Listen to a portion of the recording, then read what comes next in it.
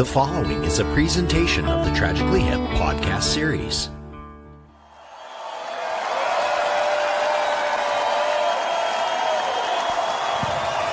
Okay, we are officially into uncharted waters. We never do third ones.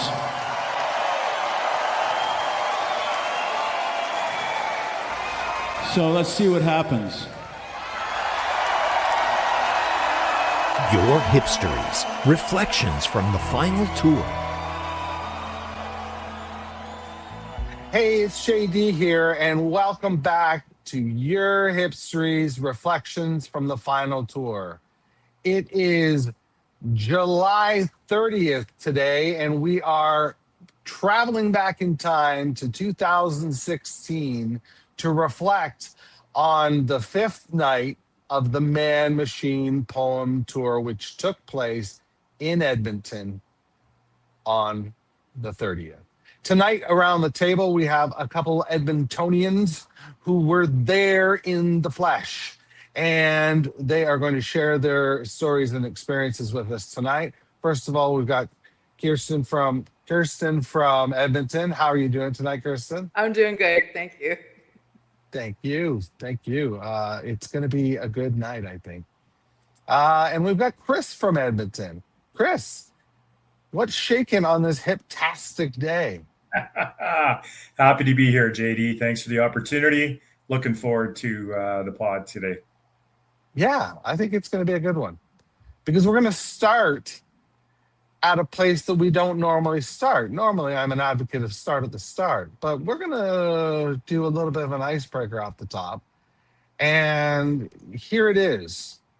What song do you hear right now, Kirsten from Edmonton, that takes you back to that night? Like that. Scared. Oh, yeah? Yeah, Scared. I've always really enjoyed that song, but I think it was just because I happened to be up higher in the stands, and they had brought the lights down. The little neon tubes that were hanging during the tour, like that. It's sort of cave-like in a way, And it was just, yeah, it struck the right note. Oh, how about you, Chris?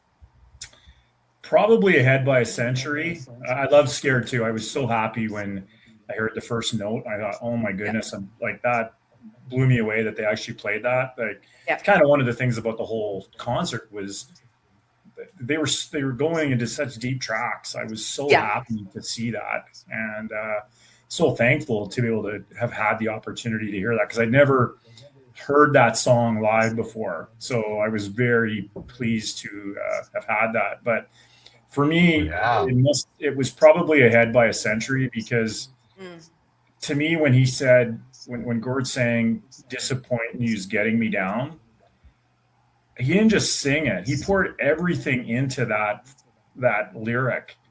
It really the only way he can, right? And it meant so much to me more than ever, because, it was to me, it seemed like there was a disappointment for him that he'd only be able to sing that line and perform live maybe a few more times, certainly last time in Edmonton. But it was even more to that. He's not going to be able to provide that backdrop to the tapestry that is Canada, that he and the Hip have done so eloquently for so many years. I mean, you got a Loon Call and Wheat Kings, and and you got Road Apples as an album title. Like, who gets away with that? Those are such iconically hip things.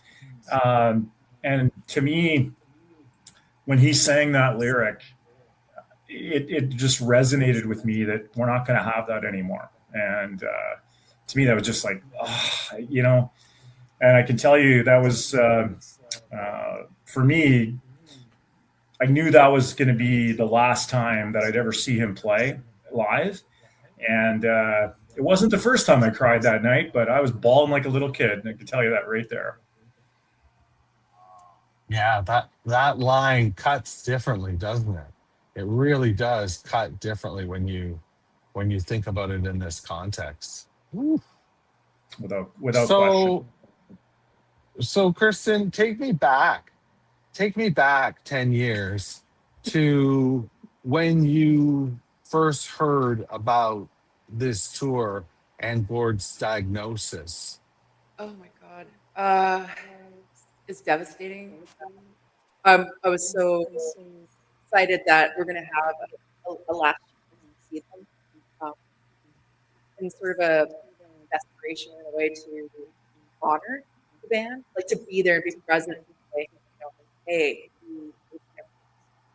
um, it's, yeah, it was, and getting the tickets was a bit harrowing. I actually went back through my email, and I was looking at what had like transpired, and I forgot the drama that had been played out. I know I was Please at work. share. Yeah, I was at work when I was trying to get the tickets, and Ticketmaster back then, it was just brutal. It's like the wheel of death. You're just kind of like, okay, come on, man, let's get through. But I happen to know the Hips management team. This is a sort of a weird side story, but like I'm a big Hipstones fan, and I happened to help organize an unplugged gig with the Headstones because they were doing a pledge music drive. Anyways, through that I actually met Bernie and his assistant Courtney, and so I developed a friendship with Courtney, just online mostly, but when I met her in person too as well, she's fantastic. And so I had found that day when I was trying to get tickets. I was trying to get tickets, I think it might have been the first night, because they added a second night, I believe. Right, Chris, yeah. And I didn't know there was going to be necessarily a second night. I mean, I was just kind of hoping that, but I had emailed Courtney. I'm like, Courtney, I would go and try to get a ticket on Ticketmaster, and it would kick me out. And it did it 3 times. And I just literally could not get tickets at all. I did eventually manage to get secure, but I was like, this sucks for somebody I've literally seen the Hip 20 times. And I was just like, I'm getting a nosebleed section. Like, this is so frustrating. And so I was just like, Courtney, what is going on? And no, she was gracious. She was really great. She's like, I totally understand this is happening everywhere. We're really frustrated with Ticketmaster's processes. And, and she's like, I've been able to get tickets. I've released them, so try it again. And I was able to get tickets to the Calgary first night show. And I had tickets to the Edmonton first night show as well. So I did luck out after the fact when those tickets You sure did. Wow. Yeah, it was a mess though. Ticketmaster. Yeah, there's not a whole lot of good to say about Live Nation and Ticketmaster, really. No, but shout out to Courtney though for keeping me patient. Shout out to Courtney. Nice. Yeah. Chris, take us back to your journey through the news and getting tickets. Well, the news, I mean, obviously I was exceedingly happy to know that there was going to be one more tour. And I had not seen them 20 times, about 6, I think was my number. But, when I heard the news that they were coming, it sort of made me take a step back and think about all the times that I had seen them. So I was at one of their first shows in Edmonton at the old convention center. It's the Shaw Convention Center. It's called. My buddies won the last pair of tickets on one of the rock stations at Edmonton, and I was so excited. And then he came in and said, it was three of us at various times were roommates through many years, and we ended up. The buddy that won them took my other buddy, who was his roommate at the time, and not me. Even though I will say I was the bigger Hip fan than my buddy Greg was, but he will say the otherwise. But we'll leave that up for debate. Regardless, I wasn't happy, but I thought, you know what, I'm just going to go down to the show and try to get in. I'll see if I can find a scalp ticket or something. I get to the door, and we're all starving university students. I walk up to the gate, and people are offering $200 for a $10 or for a $20 ticket. needless to say, exceedingly far out of my price range. So I turned around, I walked straight back towards the LRT station, and I asked about 10, 15 people that were there if they had any extra tickets. About the 15th guy says, yeah, I got one. I'm like, I said, how much? He goes, $20, which was face value.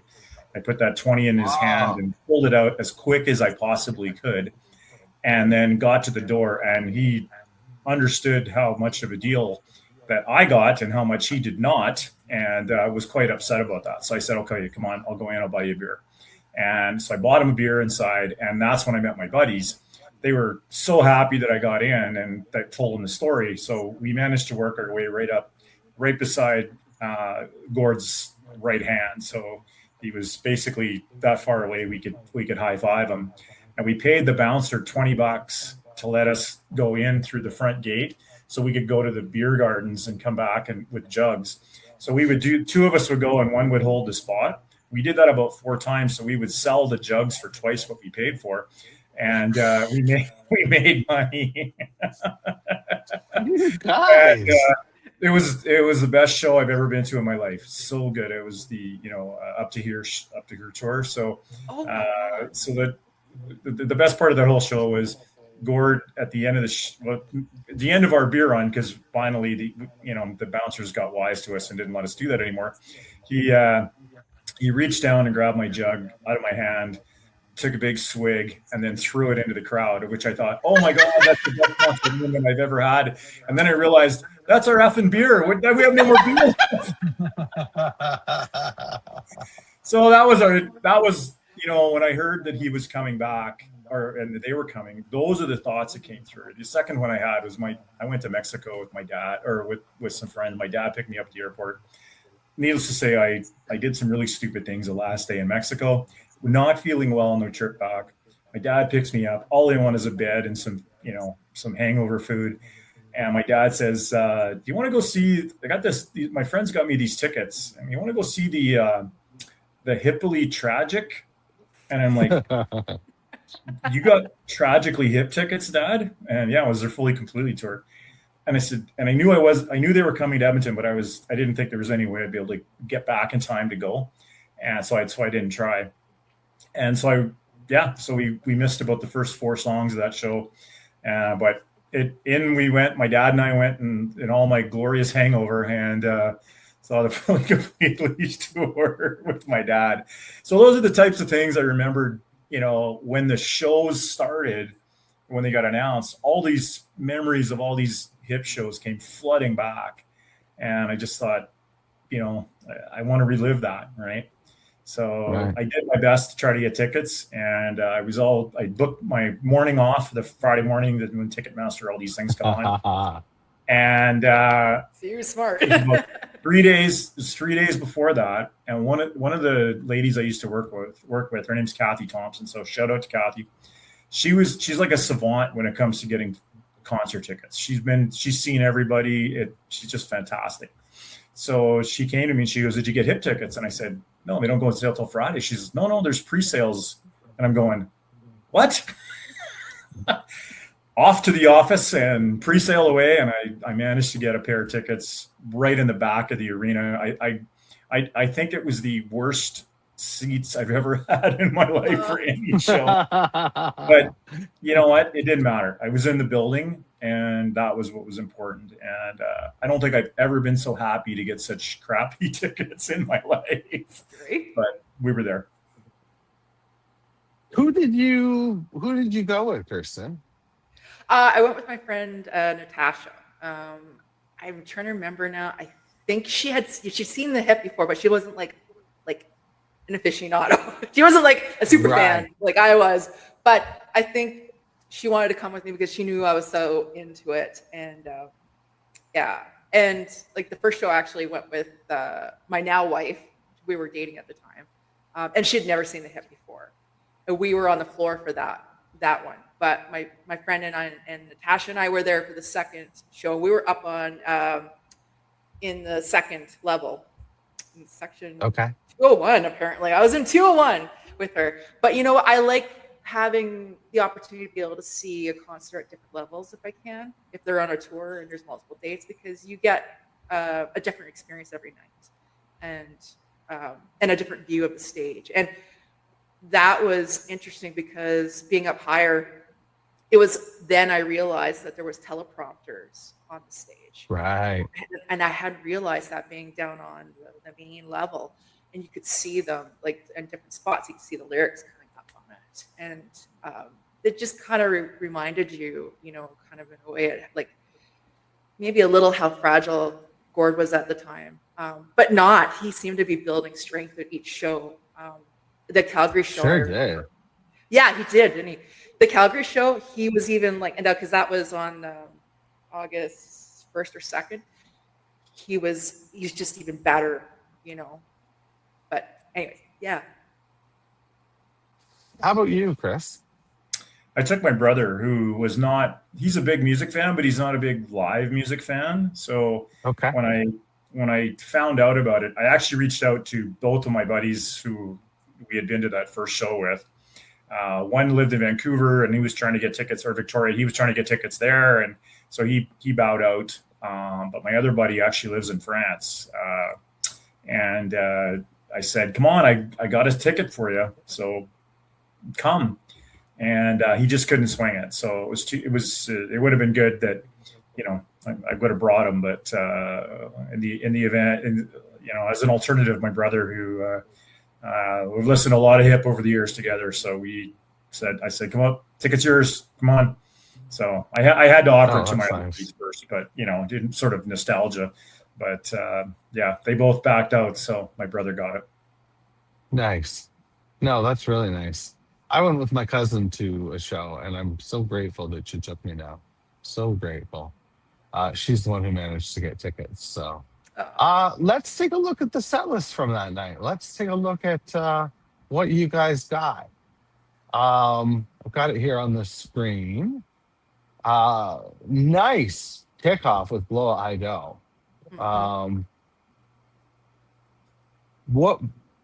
What song or songs jumped out at you that night, or maybe you heard them a little differently than you've heard them before? Not including Scared and Ahead by a Century, of course. I think for me, the one thing was to have Courage, 100th Meridian, Wheat Kings, and 50 Mission Cap. Those 4 songs, they're probably my 4 favorite hip songs. Like I mean, there's so many that are so amazing, but I love those 4 songs, especially 100th Meridian and Wheat Kings. Those are my 2. I love acoustic guitar. So to have the 4 of them together, I said to my brother that I think that was the best set, or the best 4 songs in any set I've ever seen in my entire life. And I said I could just leave right now. I wouldn't, but I could have, right? But that was the thing. But there were so many amazing songs. It was crazy.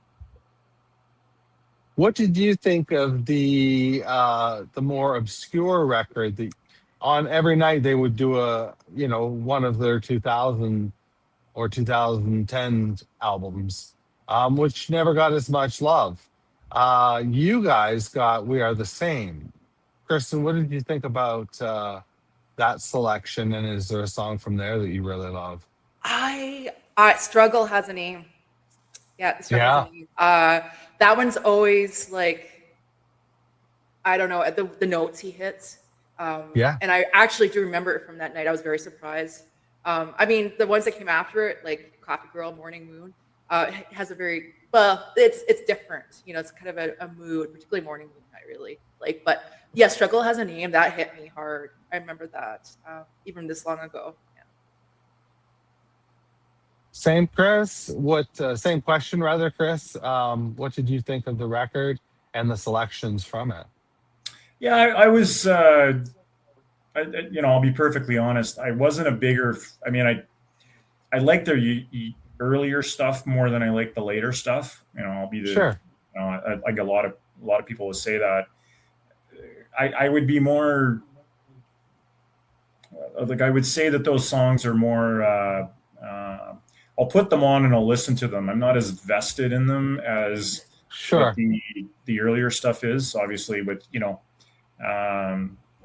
with Blow It High Dough and when Gord was 5 feet away from me, that on New Orleans is sinking. Those ones are stuck in my head forever. But I think that I listen to those albums and I listen to them a lot, but they don't resonate the same with me as what some of the other stuff does. So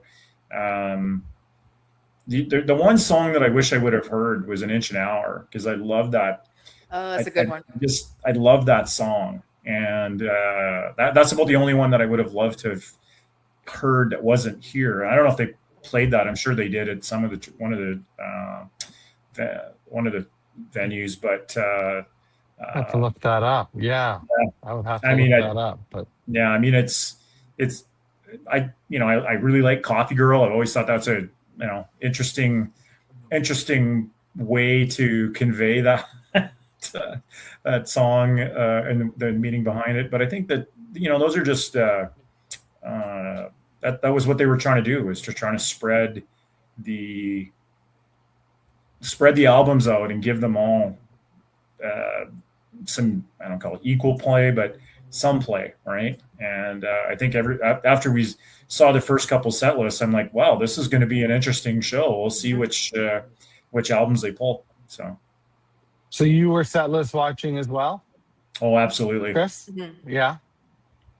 How about you, Kirsten? Were you too? Yeah, I wasn't super close, but I was watching it. You could see they had sort of a formula going, and those ones after the Machine, Man Machine songs would come on, they do go to the next set, and they have these, like you said, those rare cuts from different albums.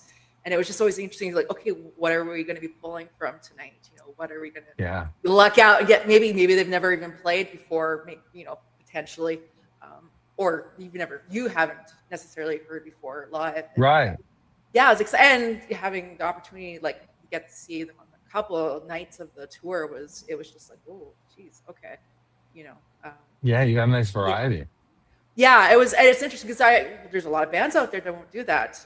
They, and particularly with like I remember hearing or seeing interviews with Gord saying that he was having difficulty remembering words at times, and and like there's even songs that he's notorious that he won't necessarily sing very often, like what was the name? Anyways. Because he can't remember the lyrics necessarily, So he was going like, Cordelia. Cordelia was one of those songs I know that I've heard him say before in the past. Like, he could never remember the words, so I just didn't go up on the set list for a long time. And so for him to be able to go, hey, no, I'm doing this. We're going to rotate part of the set list around. I'm just like, oh, that's, yeah. It was amazing, and I'm just so proud of those guys pulling it off. It was worthy. Like, it was so worthy of the iconicness of the tour. They wouldn't have had it any other way, I don't think. They wanted to show off, everything they had. And by God, they did. Look at that encore, that pair of encores that you guys got. Holy shit. Yeah. That is amazing. Those are amazing encores. Yeah. And if you're listening to this and not watching it, the first encore starts with Greasy Jungle, goes to Scared, then is followed by Grace 2, end of Encore 1. Encore 2 comes out with Fireworks and ends with Bobcaygeon. Holy doodle. Yeah. That's amazing. What did you guys think of that selection? Go ahead, Kirsten.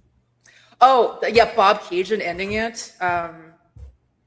Yeah, like a lot of times they'll be like ending it out with I don't know, Blowing High Dough or something along that lines. But like I have photos and video of that song performed that night, and of course everybody's lighter is lit up, everybody's phone camera. It's just, what a way to end a show on that note. It's really beautiful, and how Gord was constantly taking those moments to really take in the audience. He would just and say thank you to everybody.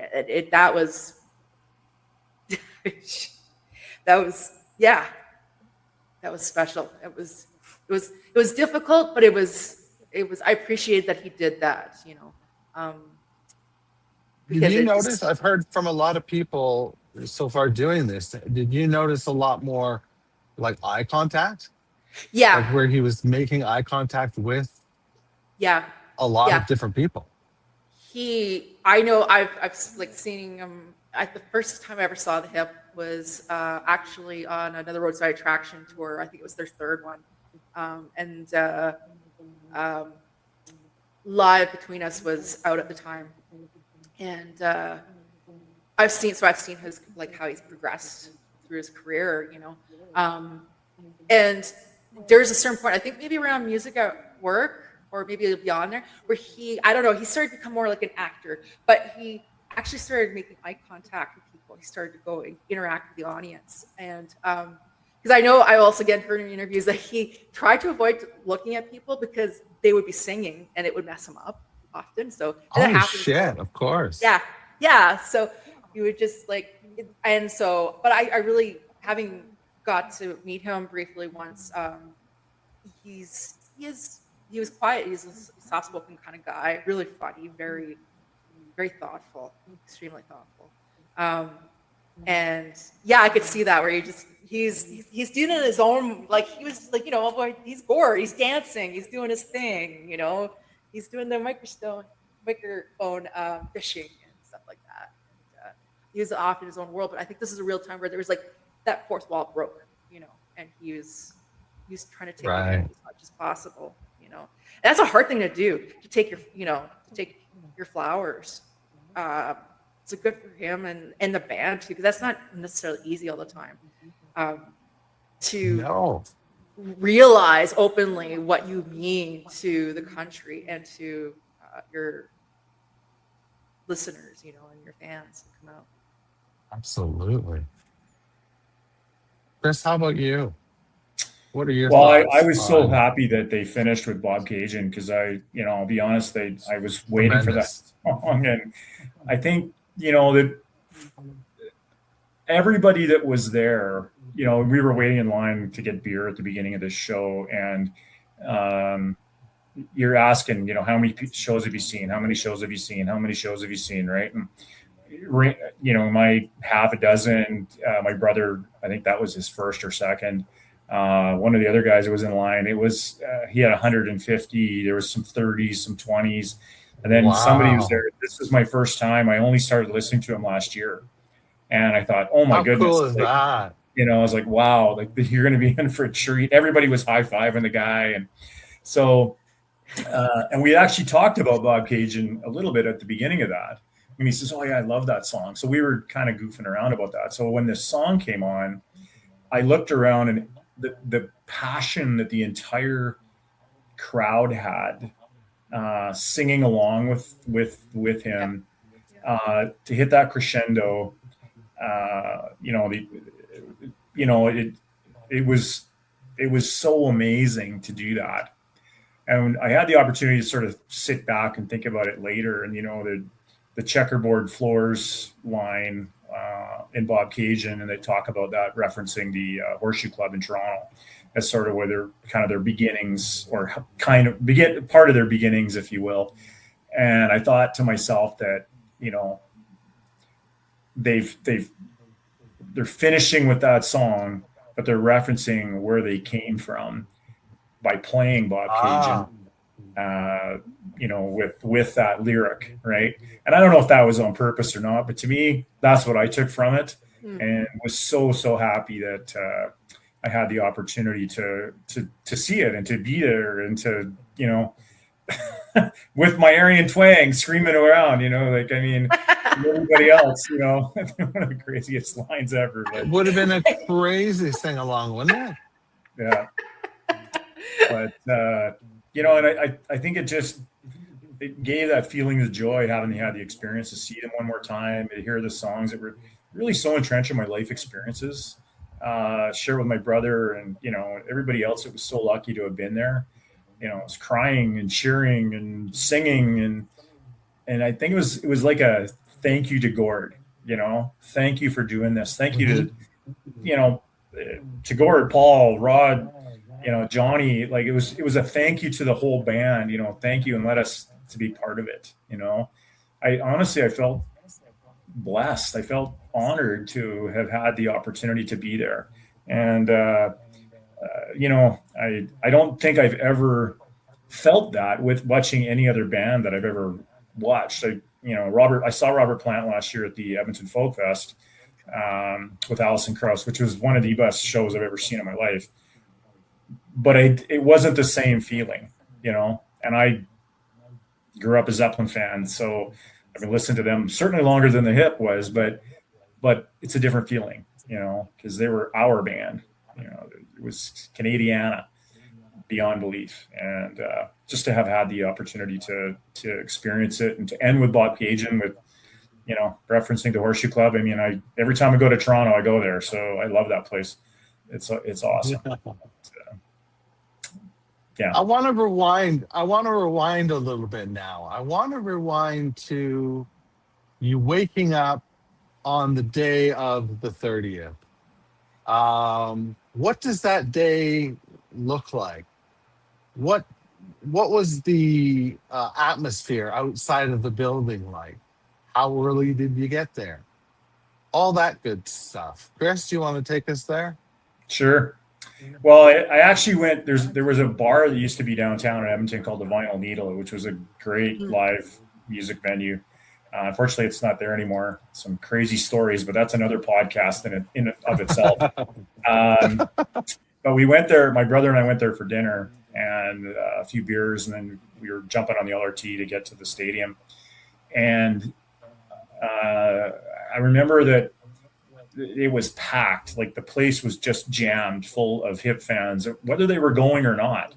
And they actually had like a tribute band playing that night as well. So you got that sort of vibe. And then when the people that were going they were raising their hands, let's get the checks. And the people that were staying and listening to the tribute band were quite upset, and a little envious, or maybe more than a little, maybe some jealousy in there. But that was how we started the night. And then I remember we walked outside and it was pouring rain. It was just horrible. It was terrible weather. But we got on the train, got to the station, or we got to the place, ran in there. And the weird part about it was I've been in, I don't know what it was called at that time, Skyreach, I think. Rexall, yeah. Mm-hmm. Yeah. But it had been rebranded so many times. But I've been in that building since 1980, and I've probably been to, I don't know, 100 different hockey games and soccer games and curling and, whatever, and so many concerts. But I remember walking in there and it was sterile because they were moving to Rogers Place downtown. So they took out a lot of the memorabilia off the walls, and they brought in old stuff. That there was a picture of a guy who is a Edmonton Drillers player.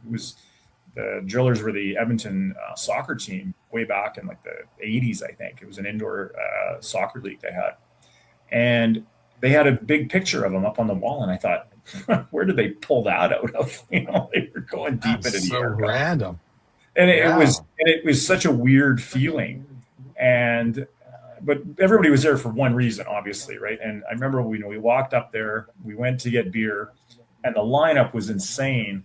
And they start, and I'm going, oh my God, they're starting. And I told my brother he has to stand in line because I got the ticket. So I ran outside and watched the first two songs before beer. But everybody was just so pumped, and that energy came from downtown to the LRT to I was working that day, so there's a lot of people that were that's all we could talk about, and people had gone to the first show. They were relaying what they saw. So yeah, there was a lot of that sort of build up to it. I was just so excited and so happy to be there, honestly. Yeah. I mean, you took part in something pretty special that only a handful of people got to take a part in, unfortunately. Kirsten, how about you? What do you want to share your Yeah. experience that day? It's a little hazy, but actually, Chris is bringing back a couple of the memories about people singing and just sort of breaking out into the songs. I forgot about that actually after the concert. I think the one thing that kind of struck me, because I had to go look back and make sure my recollection was right, but that was the last concert I saw in Rexall Place and the Coliseum, and so that carried its own weight in a way too. I was just, it's a storied house, bar, as they call it. And I'd seen Oilers playoff games there. I'd seen so many bands. I've seen the Hip play there many, many times. Every time they come on tour, I'd be there. So it was like saying goodbye also to that venue and up to a piece of Edmonton history, as well as actually, saying goodbye to the Hip at the same time. So it carried a lot of weight. You know what, Chris, when you were mentioning about them taking off all the memorabilia and stuff like that, that's another thing that reminded me too, because they were in transition moving over to Rogers Place. I mean, Rogers Place, it just, I don't know. It's a great venue, but at the same time, like, it just doesn't have the same history as the Coliseum, like the little quirks and Agreed. yeah. Right. Agreed. Well, let's talk about the show a little bit more now. Let's talk about the show.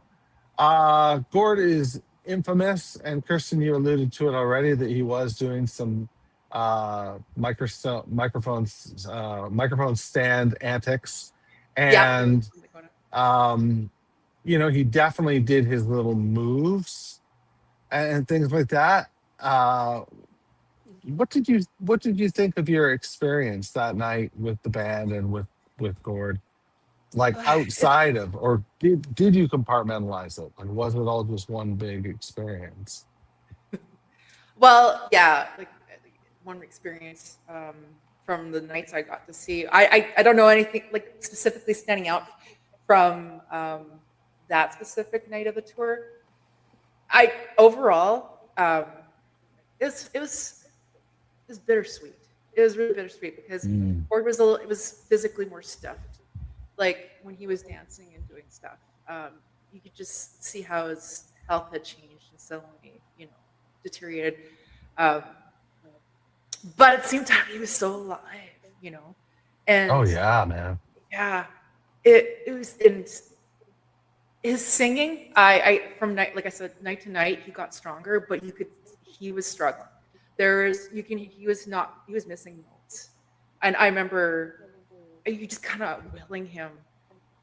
I think there was a collective will, just like, you can do this, But there was a times you hit notes and you're just like, oh my God, like he's hitting this notes, like, some of the notes in Bobcaygeon, you're just like, what, But you could hear, there was times he was definitely like, and then you have like pauses where the band's filling, basically. You just see, because you can't remember what was going on, but yeah, no, he was still doing the antics though. I was surprised. I was like, the microphone stand, obviously, he was his thing at the time. His arch nemesis / best friend. Yeah, exactly.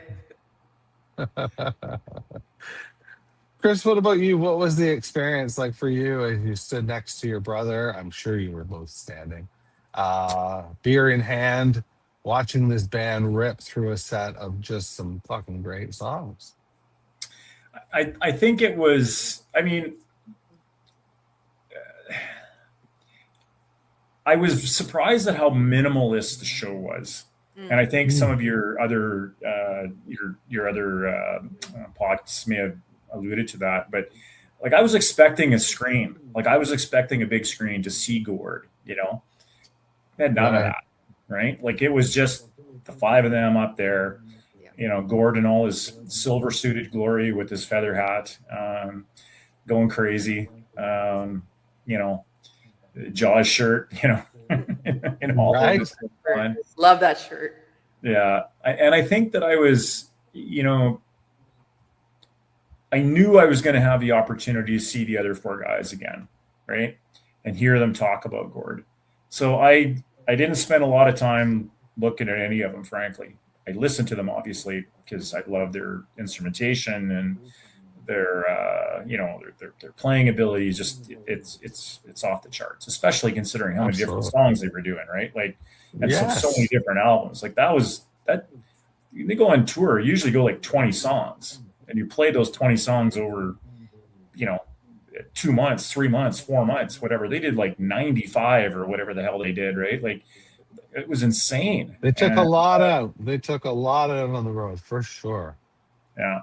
And I mean, I will say that, yeah, did I think that I heard any missed notes or broken strings? Or I don't remember any of that. Maybe there was some, I don't know. But just the collective of the audience singing along with everything, right? Maybe not so much the newer stuff, but I'll be the first person to say I couldn't sing along with those. But give me a Bobcaygeon, give me 100 Meridian, I'll go and do that anytime. I probably won't be in tune, but hey, that's not really the point. But I think that's the thing that you see with that is that it was a shared experience with everybody there. And I remember one time, I think it was during Courage, and I remember looking to my left, looking to my right, and looking down, and then I looked at my brother, and everybody was crying. Everybody was crying, and it was just like, because when he said, Courage couldn't come at a worse time, and he just like put everything into that lyric. And I remember thinking to myself, like, oh my God, buddy, you really are doing that. That was what went through my mind immediately as the tears were streaming down my face. I'll be the first person to say, that was the first time I ever cried at a concert. Not the last, because now, I will say that when I saw Plant, I did the same just because I knew that was going to be the only time I'm ever going to see him. But that was something special. And to have that collective feeling from the audience, being there, supporting, and frankly, loving the band and Gord and knowing what it meant. Again, just to, blessed to have been a part of it, and so happy that I can say that I have, was there and did have the opportunity to do it. I'm curious about the, as the show started to wind down, and maybe the context of the evening started to really reveal itself, to steal a line. Kirsten, did you experience that moment where it was sort of time to say goodbye? Yeah, thanks for that story, Chris. I'm like crying over here. I'm like, oh, you know what? I don't remember if I cried during the concerts. I was hurting. It was bittersweet. It was bittersweet. But you're right. That Courage, because it just had so much meaning, and he was saying it with so much emotion, and that brought me back to it right away, because it's like, oh my God. I think that was it. I think that was maybe a turning point in there, because the set at that point then turned off into like their hits, and it started driving, and you just start realizing, oh, this is going to be, for many people in here, the last time they're ever going to witness this band as they are on the stage. And it was just, it's it came in waves. It came in waves each night. Even though I saw them multiple, each night it would come in waves and go like, this is it. This is the final tour. This is the final thing. And it was just like, yeah. It's heavy, man. It's totally heavy. Yeah. Chris, did you have a similar experience? Like in a moment where it was like, holy shit, this is goodbye. Yeah, Kirsten said it.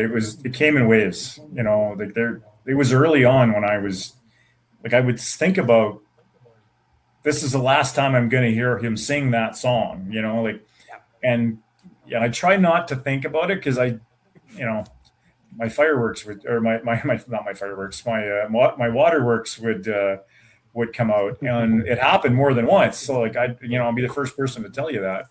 But it was, there's times when you're just so into the music, and when I heard "Scared," that was the one that, I was so pleased, happy that song, like I was going to listen to it for the first time, and then, and the last time at the same time, and I kind of, it really kind of resonated with me throughout the rest of the show, and there were 4 or 5 songs or whatever it was after that. But I think that was the one for me. And I'll be honest. I mean, I'd obviously seen the set list from before, and they had done 2 or 3 encores, and I was like, okay, come on, you guys, you can do one more. Like, you guys can do a couple more songs, please, please, please. And I remember screaming at the top of my lungs, thinking, like, if I yell loud enough, they'll come back out for 2 more songs. And then they did, and to do fireworks, and then Bobcaygeon to finish it. And I thought, like, I don't know how much more those guys had. I don't know how much more I had. Like, Right. It was truly draining. Like, it really was. Like, after the show was over, I just hugged my brother, and like we were both just like, what's going on? Like, and I'm like, I'm done. Like, I'm done, and I was, but euphoric and overwhelmed and sad and exceedingly happy all at the same time. Body of emotions, to say the least. What was it like walking out of the building versus walking in, Kirsten? If you recall. I think there was like a level of anticipation going in there, particularly with my friend being there with me, watching her reactions to this, because she wanted to also honor her board. Even though she wasn't a massive fan, she still was a fan. Like so many of us were touched by the Hip at one point or another. You had an opinion about their music. Somehow, most people have a song, that, even though, again, they're not a massive, they may not even own an album, they may own one or whatever, but it touched them. And so watching through her eyes how she was reacting to things going in. But after, there was like this collectiveness, like kind of like there's a heaviness, but also a joy too. We saw the Hip. They were singing, a celebration of them, Truly. That was going to be the last time they were going to play in Edmonton. It's just, Yeah, a celebration for sure. Chris, what was it like once your brother and I decided? I don't know how long you stayed after the music stopped, because a lot of people like to stay and sort of soak it in. But what was it like leaving for you guys? Yeah, I think there was a lot of reflection about what we had just seen. I remember thinking through a lot of that stuff. The story I said about Bobcaygeon and the horseshoe is one that just popped into my head as I was leaving. Right, it wasn't a thing I thought of, during the show. We were talking about the people in the front that got the young man that saw him for the first time. And, a lot of those stories sort of built, I think, as we were leaving, and the unspoken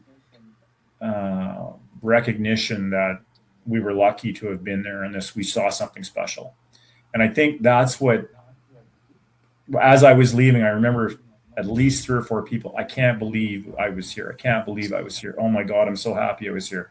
That was just the thing we kept hearing over and over and over again as we got on the train and as we were heading back. And people were just, there wasn't a lot of sadness. There was just joy that that we had the opportunity to have been there and experience it. And I think that's the thing that I took away. Even though it was a pretty giant emotional roller coaster as it went through the whole show. But I can't imagine Chris having gone through that more than once, but I would have loved to have had the opportunity, but Calgary hit me hard. I guess. Jeez. But yeah, I think that's Guys, probably the biggest thing for me. what would you want to tell somebody who wasn't there about that night, Chris? Good question. The one thing I would say is, Gord's always been a really passionate Canadian, right? And I would say that, I talked about it with the Road Apples reference. I talked about it with, the Loon Call. And, he was an ambassador for Canada. And everybody that was in there, I think, in that room, felt the same way. At least, I would hope that was the case, right? I can't speak for everybody, obviously, but that the desire to be, the hip has always been ours, right? They've always been Canada. They've always been part of that, and they've got such. I was in France this summer and was in. I think it's Mont Saint Michel. I think is the name of the area. I might get the fort wrong, but there's a Jacques Cartier statue on there. And I remember walking up to it with my friend Wade that I referenced before from at the beginning of the show. And I walked up to him and we both looked at it and I went, "Oh, Jacques Cartier, right this way." And I remember thinking that as I walked up to the statue, and we both laughed, right? Like we both had that same recognition of exactly what we were talking about. And I think that the hip embodied those types of Canadiana, right? That nobody else does. Like nobody else does that in a way that resonates with so many people. And I think that to me, everybody was in that show should have been there to experience that, to understand what it really does mean to be Canadian. And there's lots of talk about varying folks about nationalism and separatism and federalism and all that kind of stuff. Well, I'm a Canadian and I am unabashedly proud to be a Canadian. And I think that what I got from the hip was to be Canadian and always, right? You hear stories, people talking about, you're in a campfire in the middle of nowhere, campground, nowhere, and somebody will pull out their phone and put on the hip. I can't tell you how many times I've done that. And, nothing else says it better than that. So for me, to feel that love of Canada through that band, I think is what I'm going to take away for the rest of my life. How about you, Kirsten? What would you tell somebody? I was just echoing what Chris was saying, and I just having flashback. And I don't know if this banner was at every stop, but behind the stage, there was, at least I remember in both in Edmonton shows, maybe in Calgary too, is that Canada loves the hip. There was a banner that was hanging. It had a spotlight on it, and I thought it was just a fan-made thing, and I don't know, but it's true. It is true, and who put it up there, I mean, yeah. I'm so glad that really, even though yes, not everybody could attend the live shows, that they got to see the televised last concert. That was something that CBC aired. Everybody could collectively come together, and have that moment of saying goodbye. But to be in there live, and to be able to witness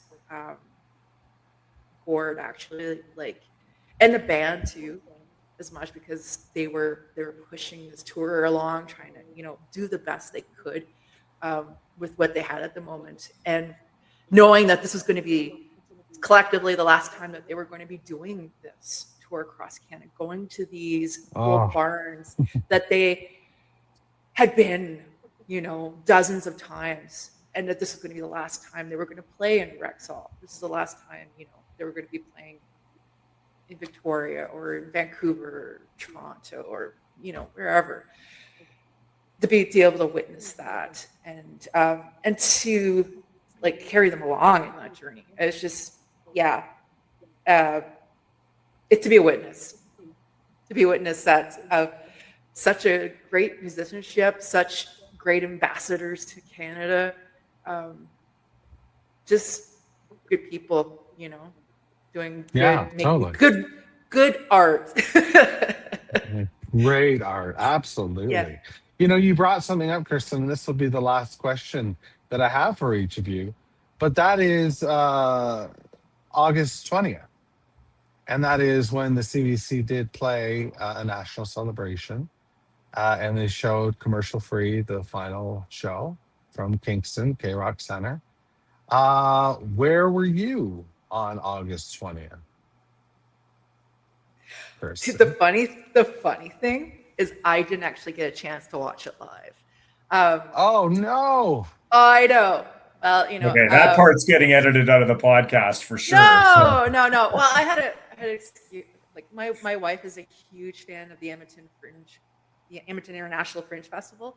She's a massive fan, and there was a play she wanted to desperately go see, and it was the last of that going to be on the. And so I was like, wife life, I got to go do the thing. But it was on the radio, if I remember correctly, and I was playing it. I think they were airing it on CBC radio, and I was playing it when we were driving. That makes sense. Yeah, I was playing and I was listening as much as I could, and then like that night I had recorded it, and I went and I watched it, and I was sad that I didn't get to collectively, but at the same time it still hit me so hard. It was really, really difficult, and I definitely cried at that. Jeez, his throwouts to Trudeau at the time, I was like, I think he was far more optimistic, and I loved Gord's optimism, but Absolutely loved his optimism, and we need that. We do need that optimism, because if you come out with the struggles we have with a negative viewpoint, we're not really going to go any further. But the last part of his career, the Hip really making a focus on reconciliation, it was massive. And I agree with him when he's saying like we're going to need 100 years, to work through collectively, if not more, the trauma of what has occurred, and hopefully moving forward and creating this because the generational trauma gets handed down. But yeah, I'm glad that he took that opportunity to just kind of, like, okay, Justin, but all the other for future leaders too as well. And he wasn't like trying to make it. Well, it's political. It is political, of course, because the Hip is that's a part of their legacy. Of course, they're going to. But yeah, I love that he put that in there. It's like, great. This is this is the important thing. If we're going to have a legacy for this, for Gord, the band, why not this? This is important. Take a stand. So, yeah. Yeah, what a legacy they've created in the years, in between. It's just massive how big the appetite is for this band still. And it's been 10 years almost. Where were you on the 20th, Chris? Hosted a big party at the house, and had Nice. I don't know, we had 15 or so people over, and but they weren't quite as big of fans as the Hip as I was, so the kids were kind of getting a little bored of Uncle Chris sitting on the couch crying, so they were kind of like, what's going on with Dad, what's going on, Uncle Chris?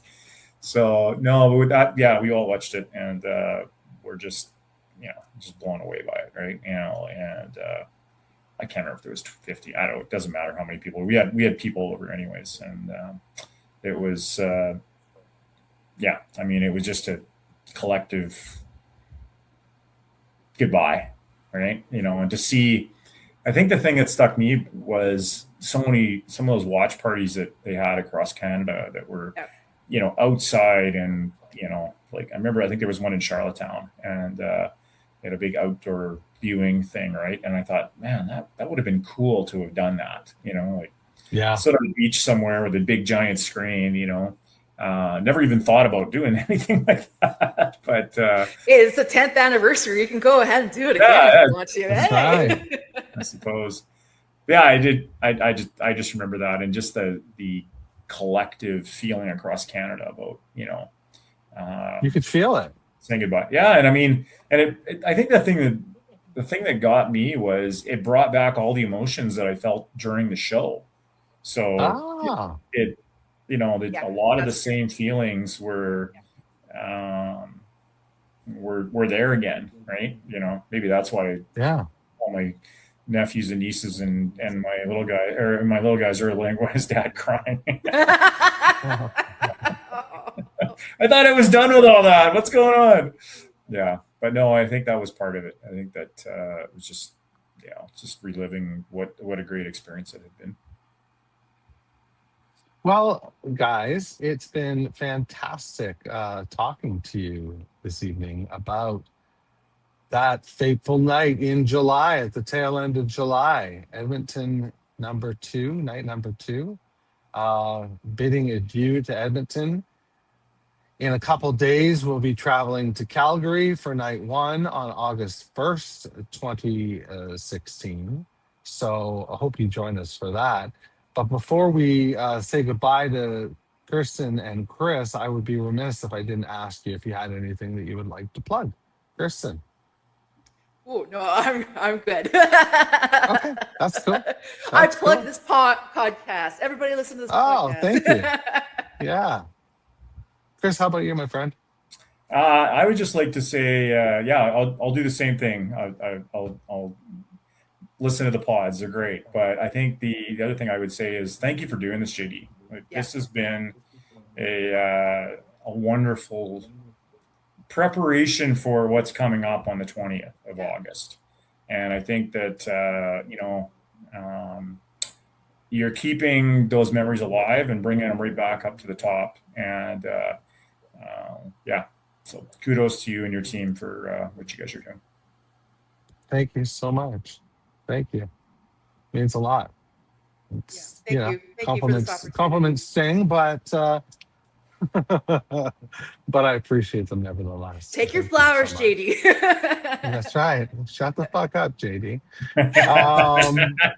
I didn't say that, man. Come on now. I didn't say that either, man. Oh, that's me. Well, thank you so much, Kirsten. Thank you so much, Chris. It's been great. If you're listening on the podcast, thank you. If you were in the chat tonight, thank you. And that's what we have to say. So pick up your shit.